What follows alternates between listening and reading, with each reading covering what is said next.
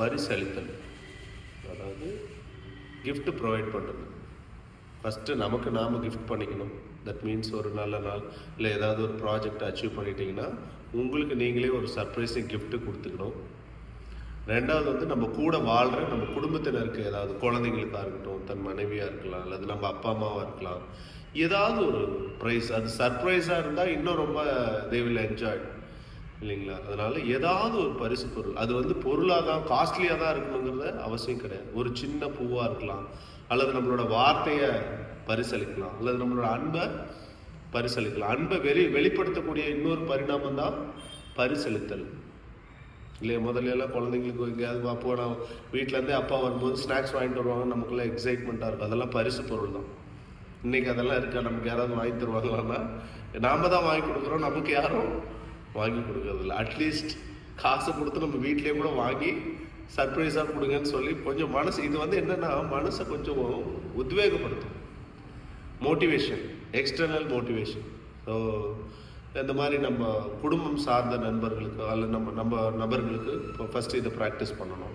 ஏன்னா அப்போ தான் கொடுக்கறதுல இருக்கக்கூடிய அந்த டேஸ்ட் என்னங்கிறது நமக்கு தெரியும். அடுத்தது சமுதாயத்துக்கு பண்ணலாம். இல்லை சார் எனக்கு அவ்வளோலாம் வசதி வாய்ப்பு இல்லை, நான் வேறு ஏதாவது வாய்ப்பு இருக்குது அப்படின்னா ஆண்டவனுக்கு பரிசளிக்கணும். ஆண்டவனுக்கு என்ன பரிசளிக்கலாம்? உங்கள் கையால் சமைச்சு அல்லது உங்கள் கையால் செய்த பொருள் எதை வேணாலும் நீங்கள் என்ன பண்ணலாம்? ஆண்டவனுக்கு பரிசு பொருட்களாக கொடுக்கணும். கடையில் ஆர்டர் பண்ணி கொடுத்தா கடை ஃபுட்டு உங்களுக்கு ஒத்துக்குமா வயிற்றுக்கு? இல்லை, பார்க்கறதுக்கு நல்லா இருக்கும், ரிச்சாக இருக்கும், குவாலிட்டியாக இருக்கும், ரைட்டு.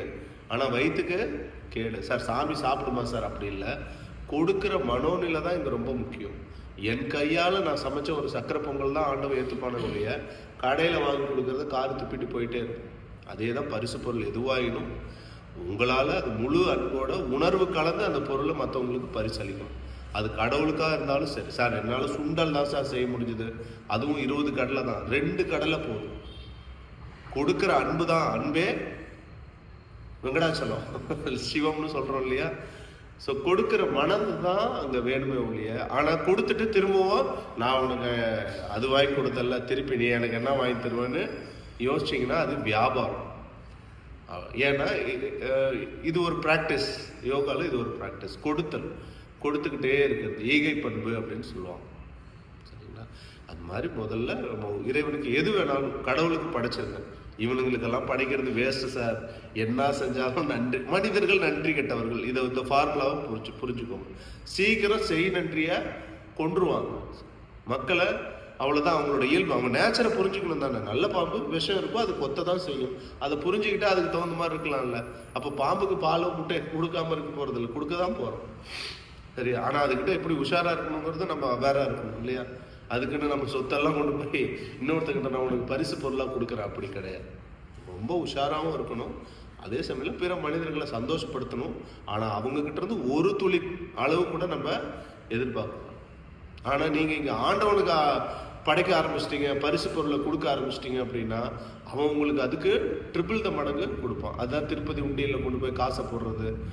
முதல்ல இது உள்ள உணர்வுபூர்வமாக இருந்தது. இப்போ இது என்னென்னா பகட்டுக்கு பண்ணுற மாதிரி ஆயிடுச்சு.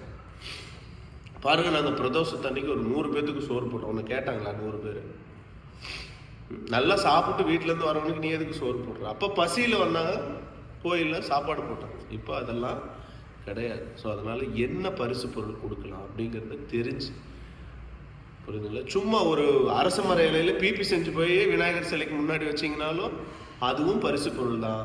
அதையவே நீங்கள் டைமண்டில் போட்டு வச்சாலும் அதுக்கு இறைவனுக்கு அது கல் தான். புரியுதுங்களா? அதனால் இறைவனுக்கும் கொடுங்க.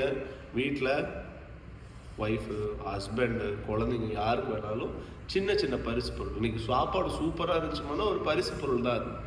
வார்த்தையினால பரிசு தான் சொல்ல மாட்டாங்க, முயற்சி பண்ணுங்க. சரியா? பொய் கூட ஒரு சில இடத்துல அழகாக மாறும்.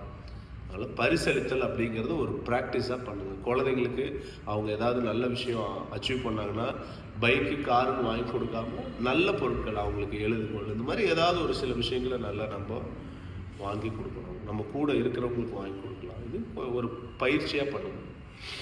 சரிங்களா? இப்போ அடிக்கடி கிஃப்ட் பண்ணுற பழக்கம் இருந்தது. முதல்லலாம் பொங்கல் வாழ்த்து, அந்த வாழ்த்து, இந்த வாழ்த்துன்னெல்லாம் கொடுப்போம். இப்போல்லாம் வாட்ஸ்அப் மெசேஜில் கடமைக்கு அது ஒரு பிஸ்னஸ் தீமாக மாறி போயிடுச்சு. கடமைக்கு அன்றைக்கி தன்னோட இது போட்டு அனுப்பிச்சிடணும், உள்ளபூர்வமாக எதுவுமே கிடையாது.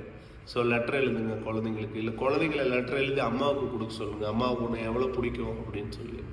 அதெல்லாம் ஒரு மனுஷனோட மனசை அப்படியே ரொம்ப மோட்டிவேட் பண்ணக்கூடிய ஒரு சில விஷயங்கள். அந்த குழந்தைங்களுக்காக இன்னும் 2 மணி நேரம் சேர்த்து உழைக்கலாம்.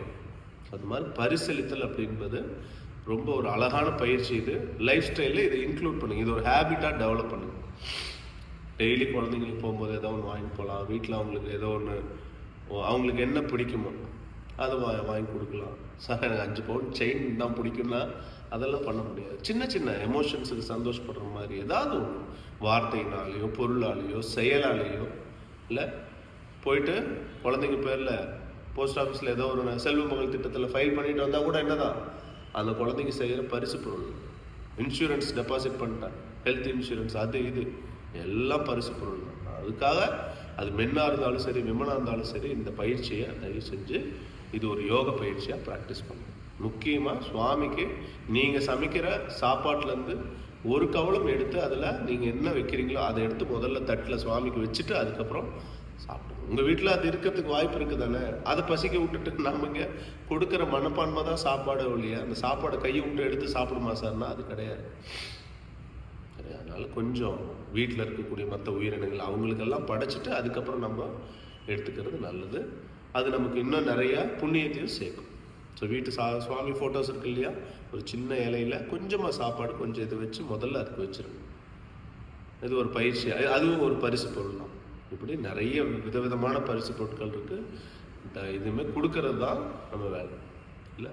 இந்த கிறிஸ்மஸ் வருது இல்லையா, அந்த தாத்தா வர்றாருன்னா குழந்தைங்கள்லாம் என்ன ஆகிடுவாங்க, எக்ஸைட் ஆகிடுவாங்க இல்லையா. ஏன்னா பரிசு பொருள் கொடுக்குறோம் ரொம்ப விசேஷமான மனிதன், எல்லாராலையும் இப்படி கொடுத்துட முடியாது. அதனால் இது ஒரு பயிற்சியாக பண்ணுங்கள். தேங்க்யூ.